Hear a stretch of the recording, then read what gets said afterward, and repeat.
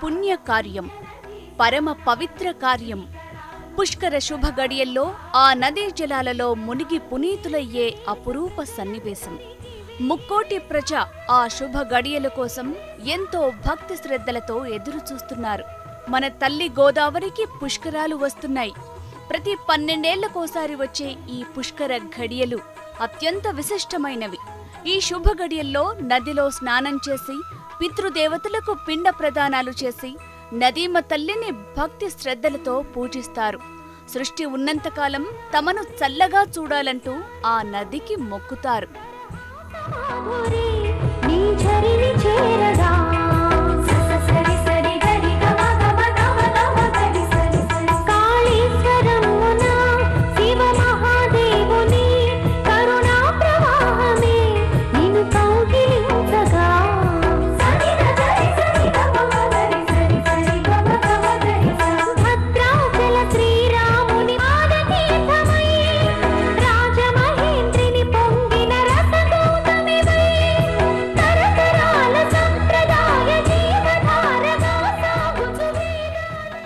దక్షిణ గంగగా పేరుపడిన గోదావరి నదికి ఈ 7 పుష్కర ఘడియలు మరికొద్ది రోజుల్లోనే రాబోతున్నాయి.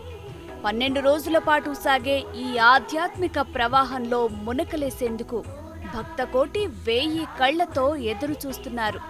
ఈ పుణ్య ఘడియల్లో గోదావరి తీరం వేదఘోషతో పోటెత్తుతుంది.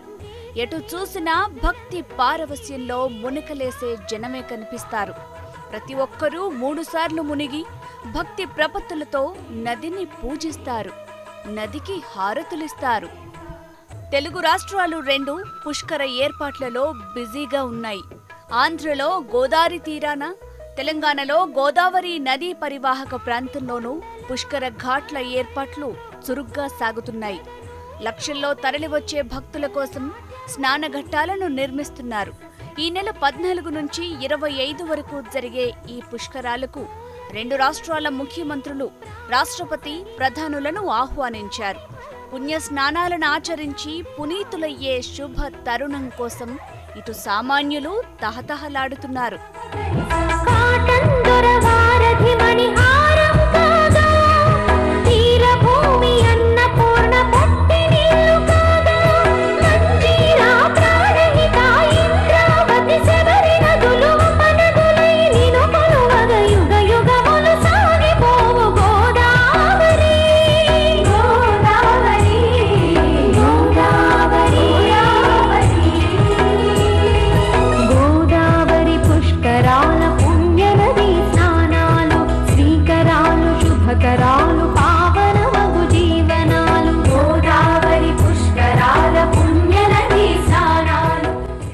పుష్కర సంరంభం, అదో వేడుక, అదో జాతర, అదో హడావిడి.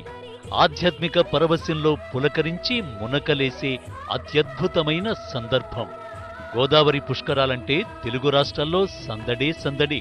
దేశవ్యాప్తంగా ఆధ్యాత్మికతపై ఆసక్తి చూపేవారు, భక్తులు, ప్రకృతి ప్రేమికులు ఎంతో ఉత్సాహంతో ఇక్కడకు తరలివస్తారు. విదేశీయులు సైతం పెద్ద సంఖ్యలో వచ్చి ఈ వేడుకను చూడటమే కాదు, తాము కూడా ఇందులో భాగస్వాములవుతారు. గతంలో ఉమ్మడి రాష్ట్రంలో ఉన్నప్పుడు పుష్కరమంటే గోదావరి తీరమే, రాజమండ్రి నగరమే, సందడంతా అక్కడే ఉండేది. కానీ ఇప్పుడు తెలంగాణ వేరు రాష్ట్రంగా అవతరించాక ఇటు తెలంగాణలోనూ పుష్కర కళ కనిపిస్తోంది. పుష్కరాల కోసం ఎప్పటి నుంచో భక్తజనం తమ ఏర్పాట్లు తాము చేసుకుంటున్నారు. 12 రోజులలో ఏదో ఓ ఘడియలో గోదావరి నదిలో స్నానం చేసి ముక్కోటి దేవతలకు మొక్కి నదీమ తల్లికి పూజలు చేసి పెద్దలకు తర్పణాలు విడిచేందుకు అన్ని ఏర్పాట్లు చేసుకుంటున్నారు.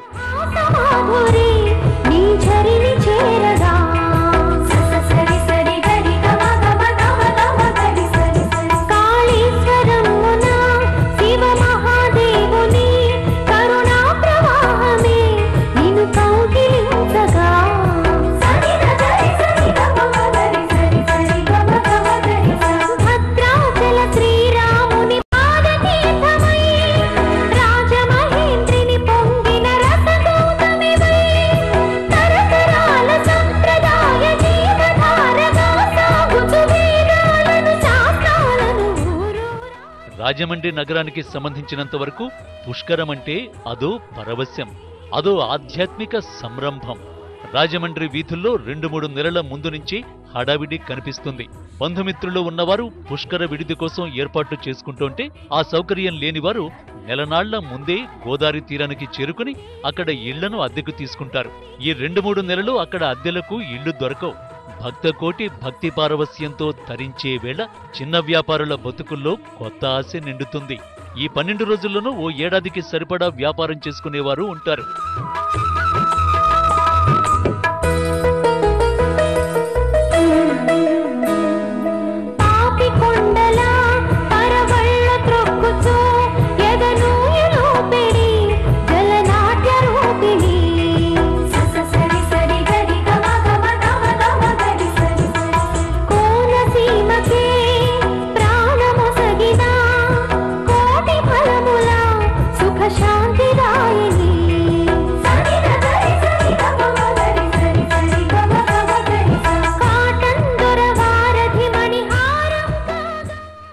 గోదావరి తీరం భక్తకోటితో పులకిస్తుంది.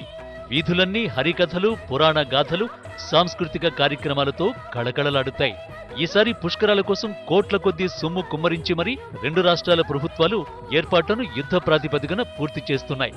పుష్కరాల ఆరంభం రోజున ముందు కంచి కామకోటి, శృంగేరి పీఠాధిపతులు రాజమండ్రి గోదావరి తీరాన పుష్కర స్నానం చేస్తారు. వారి తర్వాత ముఖ్యమంత్రి చంద్రబాబు నాయుడు పుష్కర స్నానం చేస్తారు.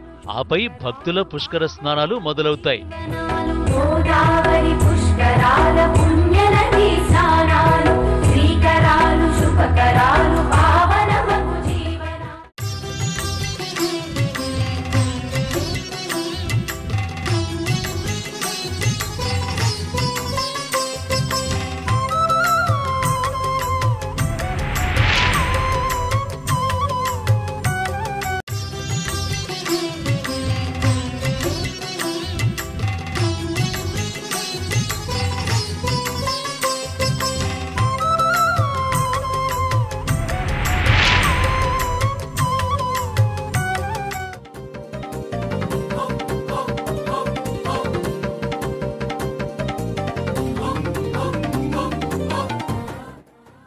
అసలు పుష్కరాలంటే ఏంటి? పుష్కరం అంటే 12 ఏళ్లని అర్థం. భారత కాలమానం ప్రకారం ప్రతి 12 సంవత్సరాలకోసారి మన దేశంలోని 12 ముఖ్యమైన నదులకు పుష్కరాలు వస్తాయి. బృహస్పతి ఆయా రాసుల్లో ప్రవేశించినప్పుడు ఆ నదికి పుష్కరాలు వచ్చినట్లు లెక్క. బృహస్పతి ఆ రాశిలో ఉన్నంతకాలం ఆ నది పుష్కరంలో ఉన్నట్లే. పుష్కరకాలం సాధారణంగా 1 ఏడాది పాటు ఉంటుంది. పుష్కర కాలంలోని మొదటి 12 రోజులను ఆది పుష్కరమని, చివరి 12 రోజులను అంత్య పుష్కరాలని అంటారు. అందుకే మొదటి, చివరి 12 రోజులు ప్రత్యేకమైనవి. నదీ స్నానం చేస్తే పుణ్యమని హిందూ శాస్త్రం చెబుతోంది. మానవులు కనీసం ఏడాదికోసారైనా నదీ స్నానం చెయ్యాలంటారు. చేసిన పాపాలన్నింటినీ ఆ స్నానంతో కడిగేసుకున్నట్లన్న మాట. పవిత్ర నదుల్లో స్నానం చేయటం వల్ల మానవులు పాపాలు కడిగేసుకుంటుంటే ఆ పాపాలను స్వీకరించిన నదులు అపవిత్రమవుతున్నాయి. మానవులు తమలో వదిలిన పాపాలను భరించలేక బాధపడుతుంటే పుష్కరుడు అనే మహానుభావుడు బ్రహ్మ గురించి తపస్సు చేస్తాడు. బ్రహ్మదేవుని అనుగ్రహం పొందిన తనను ఒక పవిత్ర క్షేత్రంగా మార్చమని కోరుతాడు. ఆ విధంగా పుష్కరుడు పుష్కర తీర్థంగా మారి మొదట మందాకిని నదిలో అంతర్భాగమవుతాడు. గౌతముని ఘోర తపసు ఫలితముగా శంకరుడొక గంగపాయనొసగెనుగా, నది గోవునుద్ధరించగా గోదావరి అయినదిగా.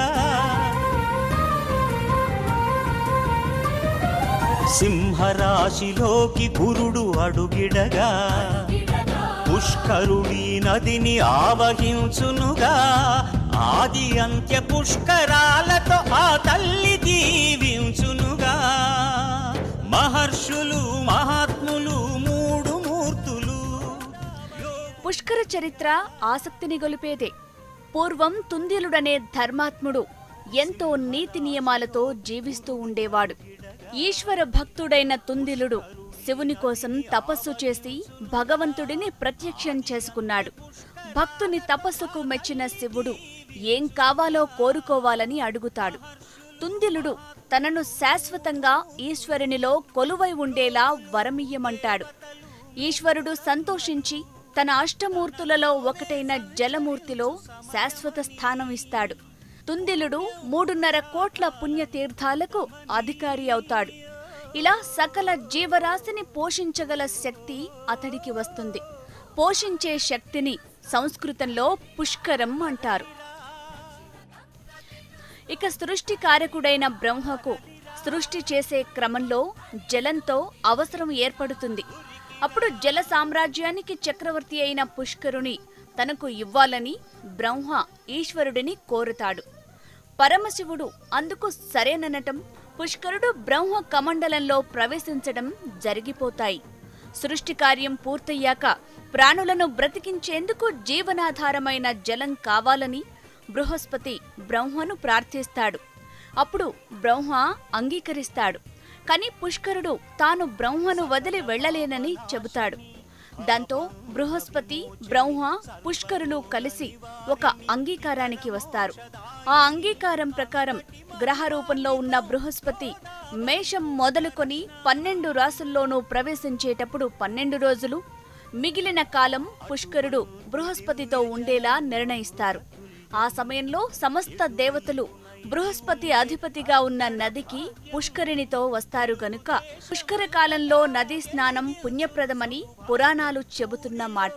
వాడలో వీధి వీధిలో, చేలలో రాళ్ళలో, మందిరాలలో చల్లుతూ సంప్రోక్షణ చేయమని మన మహాసంకల్పం సిద్ధించునని.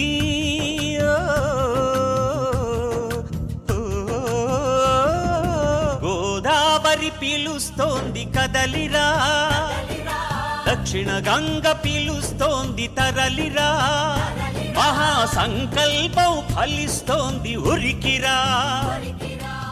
మన దేశంలో అతి పెద్ద జీవనది గంగానది. ఆ నది తర్వాత అంత పెద్ద పేరున్న నది గోదావరి మాత్రమే. అత్యంత పొడవైన పరివాహక ప్రాంతం కలిగిన గోదావరిని దక్షిణ గంగా అని కూడా అంటుంటారు. గోదావరి నది రాశి సింహరాశి. సింహరాశిలో బృహస్పతితో కలిసి పుష్కరుడు నదిలో ప్రవేశించే శుభ గడియలు నదికి పుష్కరాలు వచ్చినట్లు లెక్క. అధికాషాఢ బహుళ త్రయోదశి మంగళవారం జూలై 14 ఉదయం 6:25 బృహస్పతి పుష్కరిణితో కలిసి సింహరాశిలో ప్రవేశిస్తాడు. దాంతో పుష్కర ఘడియలు ఆరంభమైనట్లే.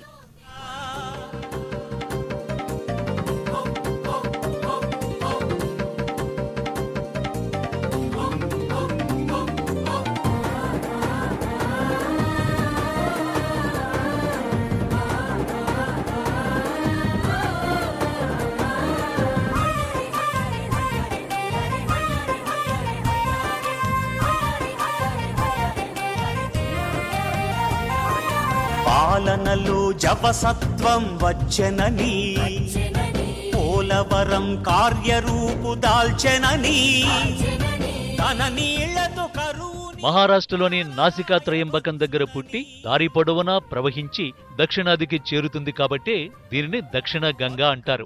తెలుగు రాష్ట్రాల్లో బాసర దగ్గర అడుగుపెట్టిన గోదావరి ఎన్నో పుణ్యక్షేత్రాల పక్క నుంచి ప్రవహిస్తూ చివరకు అంతర్వేది దగ్గర సముద్రంలో కలుస్తుంది.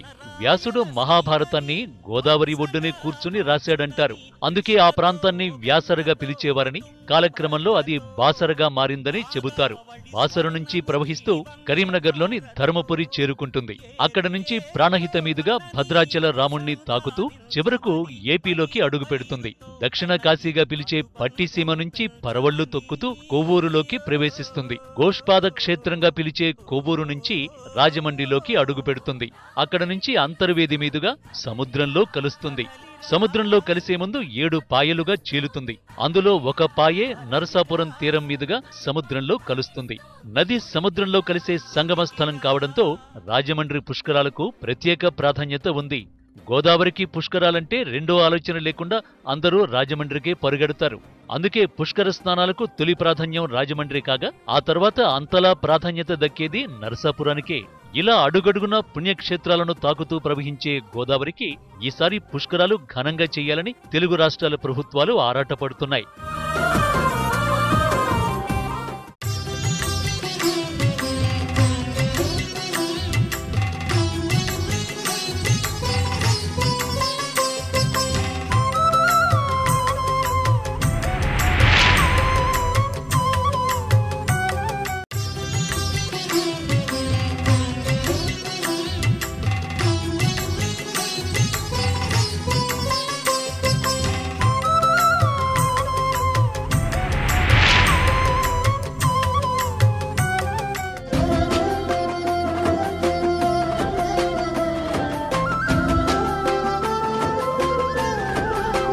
గోదావరి నదికి గౌతమి అనే పేరు కూడా ఉంది.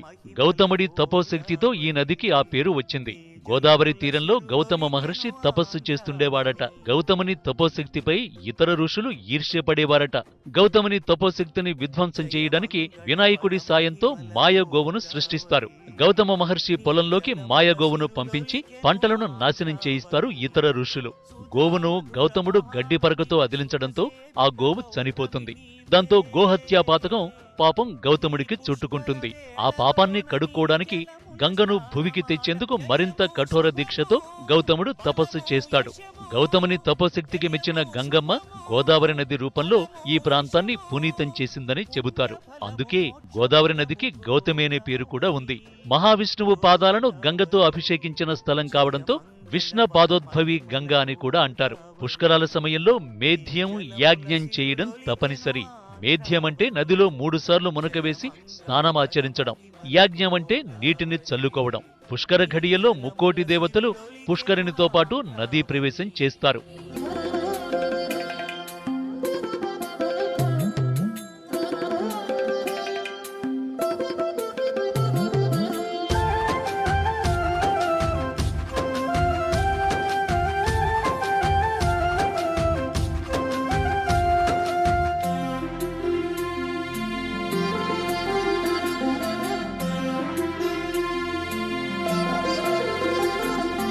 వాసరాపురి శ్రీ జ్ఞాన శారదా దరహాసమాధురి నీదరిని చేరగా.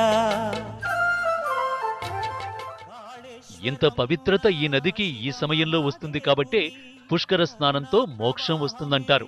ఒక పుష్కర స్నానం అశ్వమేధ యాగంతో సమానం.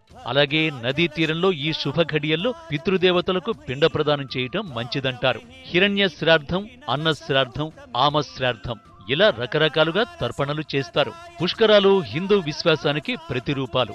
నది నాగరికతకు సంకేతం. నది పారిన చోట నాగరికత జీవం పోసుకుంటుంది. పుష్కరాల సమయంలో నదులకు పూజలు చేసిన వారికి దీర్ఘాయుష్షు ప్రాప్తిస్తుందంటారు.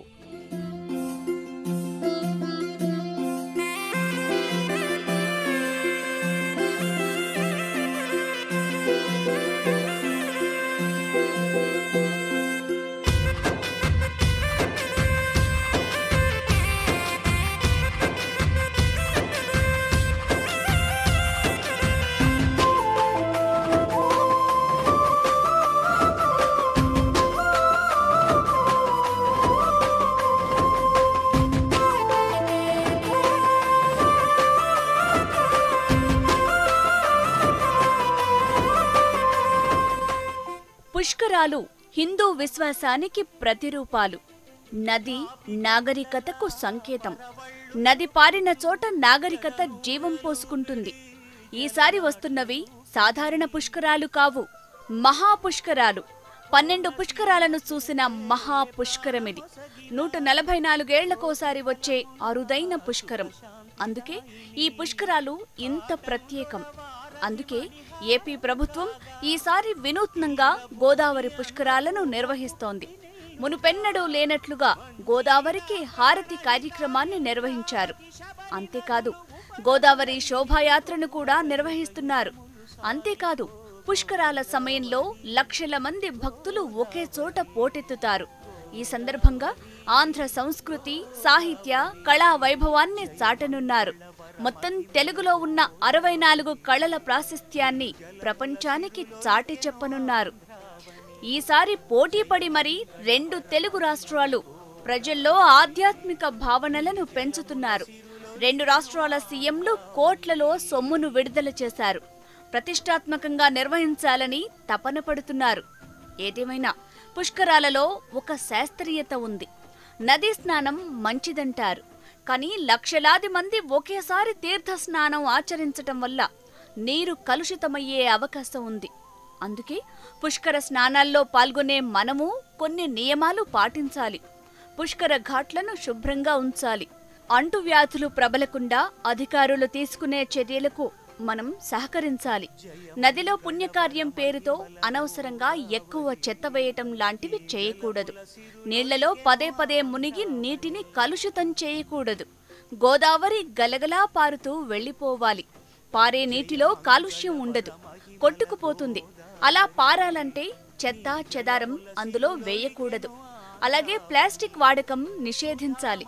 లక్షల మంది పోటెత్తే చోట ప్లాస్టిక్ కవర్లు, ప్లేట్లు వాడితే వాటిని తొలగించటం చాలా కష్టం. పుణ్య గోదారి కాస్త కలుషిత గోదారిగా మారిపోతుంది. అందుకే మనం కూడా పరిశుభ్రతను పాటించాలి. బాధ్యతాయుతంగా మసులుకోవాలి.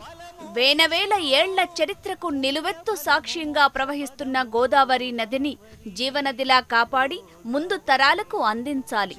పుష్కరాలకు వెళ్లే ప్రతి భక్తుడు ఈ అంశాన్ని దృష్టిలో పెట్టుకోవాలి.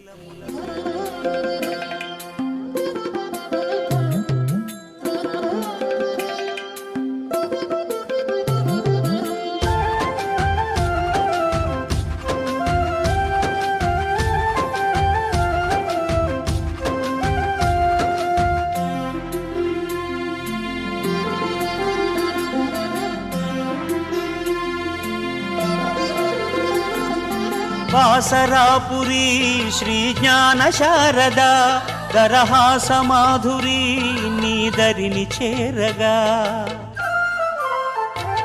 కాళేశ్వరం. మరికొద్ది రోజుల్లో ప్రారంభమయ్యే పుష్కర సంరంభం తెలుగు సంస్కృతి సాంప్రదాయాలను దశ దిశలా విస్తరింపచేయడానికి అంది వచ్చిన అద్భుత అవకాశం. ప్రపంచ దేశాల ప్రజలు కూడా వచ్చే ఈ ప్రాంతాలు 12 రోజులు ఆధ్యాత్మిక పరవశంతో తళుకులీనుతాయి.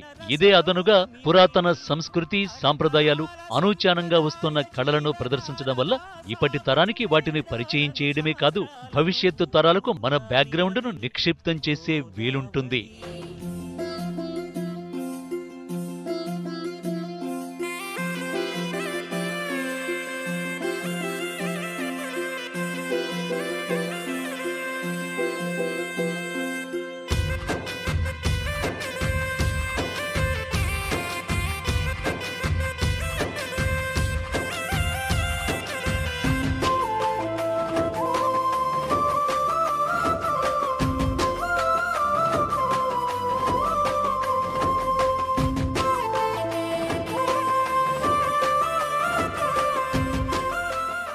ప్రకృతితో మనిషి జీవితం ముడిపడి ఉంది. ప్రకృతిని కాపాడితేనే మనిషికి మనుగడ. జీవనదులు ప్రకృతిలో భాగమే. నదులను పరిరక్షించుకోవడమంటే మన సంస్కృతిని కాపాడుకోవడమే. అందుకే నదీమ తల్లికి పూజలు చేయడం మంచిదే. ఇందులో భక్తిభావం మాట ఎలా ఉన్నా మన తాగు సాగు అవసరాల్ని తీరుస్తూ పర్యావరణాన్ని కాపాడుతున్న గోదావరి నిజంగా పుణ్య గోదావరే. అందుకే తల్లి గోదావరికి నమస్కరించడంలో తప్పు లేదు.